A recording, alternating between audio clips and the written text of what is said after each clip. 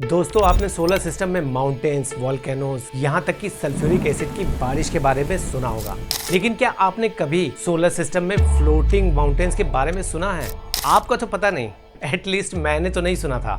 लेकिन ये एक्चुअली सच है दोस्तों। साइंटिस्ट ने प्लूटो पर ऐसे फ्लोटिंग माउंटेन्स डिस्कवर किए हैं और ये कोई छोटे मोटे माउंटेन्स नहीं हैं। कुछ तो नॉर्थ अमेरिका के रॉकीज जितने बड़े हैं। बस इतना ही नहीं, प्लूटो पर कई ऐसे अजीबोगरीब फीचर्स डिस्कवर हुए हैं जिनको हमने पहले कभी नहीं देखा था। ईयर 2015 से पहले साइंटिस्ट प्लूटो की मिस्ट्री से अनजान उसे सिर्फ बर्फ से ढका हुआ एक बेजान सा प्लेनेट समझते थे। लेकिन नासा के स्पेसक्राफ्ट ने सब कुछ बदल कर रख दिया। माउंटेन्स के अलावा प्लूटो पर एक बहुत बड़ा दिल भी मिला है जिस पर कई सारी क्रैब होल्स जैसी आकृतियां दिखाई पड़ी हैं। यहाँ ग्लेशियर्स मिले हैं, वोल्केनोज मिले हैं और ना जाने कितनी ऐसी चीजें मिली हैं जो वैज्ञानिकों को हैरान कर रही हैं। आखिर क्या है ये क्रैब होल्स? कहीं प्लूटो पर केकड़े जैसी कोई जीव तो नहीं रह रहे हैं? प्लूटो पर ये दिल जैसा आकार कैसे दिख रहा है? क्या प्लूटो पर कोई ओशियन भी है? क्या यहाँ जीवन संभव है? आइए इन सब सवालों के जवाब इस वीडियो के माध्यम से ढूंढते हैं। मरकरी, वीनस, अर्थ, मार्स, जुपिटर, सैटर्न, यूरेनस और नेपट्यून मौजूदा समय में ये हमारे सोलर सिस्टम के 8 प्लैनेट्स हैं। लेकिन 2006 से पहले प्लूटो को हमारे सोलर सिस्टम का 9th और सबसे छोटा प्लैनेट माना जाता था। ईयर 2006 में इंटरनेशनल एस्ट्रोनॉमिकल यूनियन ने प्लूटो को प्लैनेट के ग्रुप से निकालकर ड्वार्फ प्लैनेट के ग्रुप में डाल दिया और अब वो हमारे सोलर सिस्टम का सबसे बड़ा ड्वार्फ प्लैनेट है। प्लूटो को पहली बार ईयर 1930 में अमेरिकन एस्ट्रोनॉमर क्लाइड टॉम्बाग ने डिस्कवर किया था। स्पेस में अंधेरे कोने में छुपा बैठा एक ऐसा ग्रह जहां तक हमारे सूरज की रोशनी नाम मात्र ही पहुंचती थी। सूरज की रोशनी ना पहुंच पाने की वजह से प्लूटो का एटमॉस्फेयर इतना ठंडा है कि वहां जाते ही इंसान की कुल्फी जम सकती है। दिन हो या रात, प्लूटो का टेम्परेचर -226 डिग्री सेल्सियस से -240 डिग्री सेल्सियस रहता है। वैसे तो दोस्तों प्लूटो नेपट्यून से भी काफी दूर है, लेकिन एक समय ऐसा भी आता है जब प्लूटो नेपट्यून की तुलना में सूरज से ज्यादा करीब होता है। ऐसा पॉसिबल हो पाता है प्लूटो के ऑर्बिट की वजह से। प्लूटो सूरज के चक्कर एक हाईली इलिप्टिकल ऑर्बिट में लगा रहा है जिसको पूरा करने में 248 साल का समय लगता है। ये ऑर्बिट इतनी इलिप्टिकल है कि एक तरफ जहां प्लूटो सूरज से 50 एस्ट्रोनॉमिकल यूनिट दूर है तो दूसरी तरफ ये घटकर 30 एस्ट्रोनॉमिकल यूनिट ही रह जाता है। यानी कि इस समय प्लूटो नेपट्यून के मुकाबले सूरज से ज्यादा करीब हो जाता है। नेपट्यून के ऑर्बिट से परे काइपर बेल्ट में स्थित प्लूटो हजारों चट्टानों, बर्फीले पिंडों और वोल्केनोज जैसी कई चीजों से भरा हुआ है। लेकिन फिलहाल जो चीज दुनिया को प्लूटो की तरफ अट्रैक्ट कर रही है वो सोशल मीडिया पे वायरल हो रही ये तस्वीरें हैं।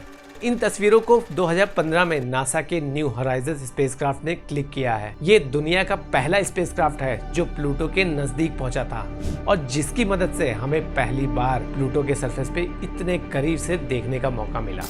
वरना इससे पहले हमारे पास ईयर 2002 में हबल स्पेस टेलीस्कोप से ली गई सिर्फ ये काले पीले रंग की धुंधली सी तस्वीरें ही थी, जिससे हमें प्लूटो के बारे में कुछ खास नहीं पता चला था। पहले साइंटिस्ट का ये मानना था कि प्लूटो सिर्फ एक बर्फ का गोला है जहां रिसर्च करने के लिए कुछ भी नहीं है। यही वजह है दोस्तों कि डिस्कवर होने के इतने साल के बाद भी प्लूटो पर कोई भी स्पेसक्राफ्ट नहीं भेजा गया था। 2006 में लॉन्च हुए नासा के न्यू होराइजन स्पेसक्राफ्ट से जो जानकारियां सामने आई वो वाकई हैरान करने वाली हैं।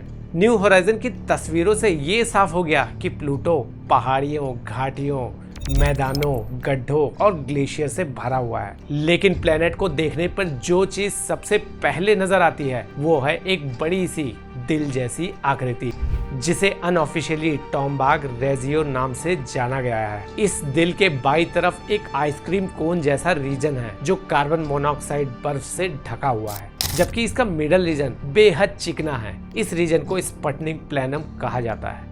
स्पटनिक प्लैनम असल में एक ग्लेशियर है, लेकिन ये अर्थ की तरह पानी के ग्लेशियर्स नहीं हैं, बल्कि ये ग्लेशियर्स नाइट्रोजन और मीथेन से बने हुए हैं। यस, नाइट्रोजन और मीथेन, जिसका कारण है प्लूटो का एटमॉस्फेयर जो मोस्टली नाइट्रोजन, कार्बन मोनोऑक्साइड और मीथेन से बना हुआ है। इन ग्लेशियर्स की सबसे बड़ी बात ये है कि यहाँ एक भी गड्ढे नहीं मिले हैं। इसका मतलब ये रीजन अभी काफी यंग है। साइंटिस्ट दावा कर रहे हैं कि प्लूटो के इस दिल की उम्र 100 मिलियन ईयर से ज्यादा नहीं होगी। ये भी हो सकता हो कि यहाँ अभी भी शेपिंग और मॉर्फिंग जारी हो।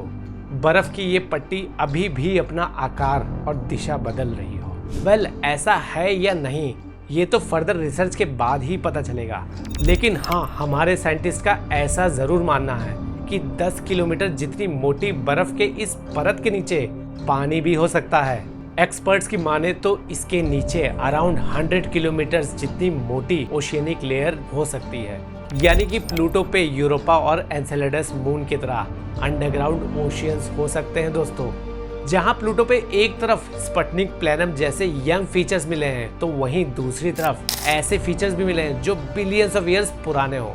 इन एंशिएंट फीचर्स में से एक है बेल्टॉन रीजियो, जिसे थुलु मैक्यूला भी कहा जाता है। थुलु मैक्यूला को देखने के लिए ज्यादा नजर घुमाने की जरूरत नहीं है दोस्तों। ये रीजन स्पुतनिक प्लैनम के जस्ट बगल में ही है। लगभग 3000 किलोमीटर लंबा गाढ़े लाल रंग का ये रीजन दूर से देखने में एक वेल के आकार में दिखता है, इसलिए इसे रेड वेल नाम से भी जाना गया है। मैक्यूला का ये गाढ़ा रंग एक कॉम्प्लेक्स हाइड्रोकार्बन के टार के वजह से है, जिसे थॉलिन्स कहा जाता है। प्लूटो के एटमॉस्फेयर में मौजूद मीथेन और नाइट्रोजन जब सूरज की यूवी लाइट और कॉस्मिक रेज से इंटरेक्ट करते हैं, तब ये थॉलिन्स बनकर प्लूटो के सरफेस पे गिरते हैं। दोस्तों, न्यू होराइजन से खींची हुई तस्वीरों को जब साइंटिस्ट देख रहे थे, तब उन्हें प्लूटो पर कुछ चौंका देने वाली चीजें भी दिखी। दरअसल इन पिक्चर्स को ध्यान से देखने पर कुछ क्रैब होल्स जैसी आकृतियां नजर आ रही थी। क्या प्लूटो पर क्रैब या चींटियां जैसे कुछ जीव भी पाए जाते हैं? वेल, इतना मत सोचिए दोस्तों, क्योंकि साइंटिस्ट के अकॉर्डिंग इसका जवाब है नहीं। दरअसल ये छोटे छोटे होल्स मीथेन और नाइट्रोजन का रिजल्ट है, यानी ये सब एटमॉस्फेरिक फिनोमेना है। इनके पीछे किसी जीव का हाथ नहीं है। दोस्तों, प्लूटो के सरफेस पर किसी भी प्रकार की लाइफ संभव नहीं हो सकती है, और इसका सबसे बड़ा कारण है यहाँ का बेहद ठंडा तापमान। सरफेस ठंडा है, पर प्लूटो का इंटरनल लेयर पॉसिबली गर्म हो सकती है, जहां अंडरग्राउंड ओशियंस मौजूद होंगे। अब इन अंडरग्राउंड ओशियंस में लाइफ पॉसिबल है कि नहीं, इसके बारे में अभी कुछ कहना जल्दबाजी होगी दोस्तों। फर्दर रिसर्च के बाद ही इसमें कुछ क्लैरिटी आएगी। जैसे कि हमने वीडियो की शुरुआत में बताया था कि प्लूटो पर फ्लोटिंग माउंटेन्स भी पाए जाते हैं। जिस तरह अर्थ के ओशियंस में आइसबर्ग तैरते हुए दिखाई पड़ते हैं, ठीक उसी तरह वाटर आइस से बने हुए प्लूटो के माउंटेन्स नाइट्रोजन बर्फ के बने हुए समुद्र में तैर रहे हैं। कुछ रीजन्स में ये आइसबर्ग के जैसे ही छोटे हैं, तो कुछ रीजन्स में ये नॉर्थ अमेरिका के रॉकी माउंटेन से भी बड़े हैं। इतने बड़े होने के बावजूद ये माउंटेन्स डेंस नाइट्रोजन और कार्बन मोनोऑक्साइड के आइस पर तैर रहे हैं। फ्रेंड्स, प्लूटो के इन अजीबोगरीब फीचर्स को देखकर हम कह सकते हैं कि जिस प्लूटो को हम आज तक सिर्फ एक बर्फ का गोला और बेकार सा प्लेनेट समझते थे, वही प्लेनेट आने वाले दिनों में रिसर्च का हब बन सकता है, जहां अंडरग्राउंड वाटर से लेकर अंडरग्राउंड लाइफ के मिलने की भी पूरी संभावना है। वैसे दोस्तों, इसके बारे में आपकी क्या राय है? कमेंट करके जरूर बताइएगा। जिस तरह से हमने प्लूटो को बेजान समझ लिया था, कुछ वैसे ही हमने सूरज के सबसे नजदीक प्लेनेट यानी कि मरकरी को भी एक सूखा जला हुआ प्लेनेट समझ लिया था। वो तो एक्सप्लोर करने के बाद ही पता चला कि ये प्लेनेट कितना अमेजिंग है। मरकरी के इन अमेजिंग फीचर्स के बारे में जानना चाहते हैं दोस्तों, तो यहाँ क्लिक करिए। बाय।